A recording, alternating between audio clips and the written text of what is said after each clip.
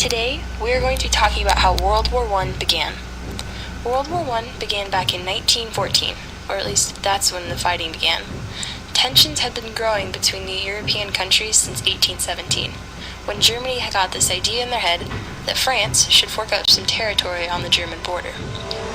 Well, the French gave in, but not without becoming enemies with Germany. Well, for some reason, Germany thought that the French would try to go to war with them, even though the French are useless in a fight. So to protect themselves, Germany took up an alliance with Austria-Hungary.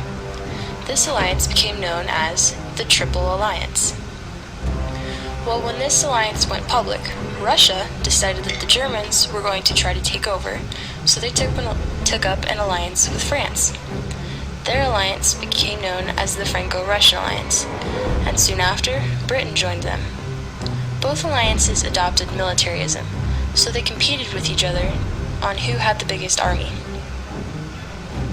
Well, these alliances caused a lot of friction between the European countries, but what sparked the war was the assassination of Austria-Hungary's Archduke, Francis Ferdinand, and his wife, Sophia, while they were visiting Sarajevo. The assassination was committed by Gavrilo Princip. Princip belonged to a secret Siberian society called the Black Hand, a group of Siberian nationalists.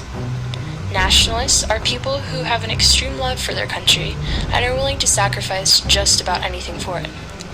Austria-Hungary wanted to make sure that the Serbs paid, but before they attacked, they made sure that they still had Germany's support. So, on July 28th, Austria-Hungary declared war on Siberia. Russia instantly mobilized its army and stationed troops on the German border. So Germany immediately launched troops into France. They were hoping they could knock out the French. They were hoping they could knock the French out of the war, so they could focus on the Russians. Well, to get to France, Germany had to go through Belgium.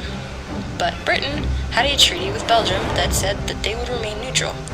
So Britain declared war on Germany when they crossed into Belgium. The Western Front soon became a bloody stalemate along hundreds of miles of trenches, with British and French forces on one side and German forces on the other.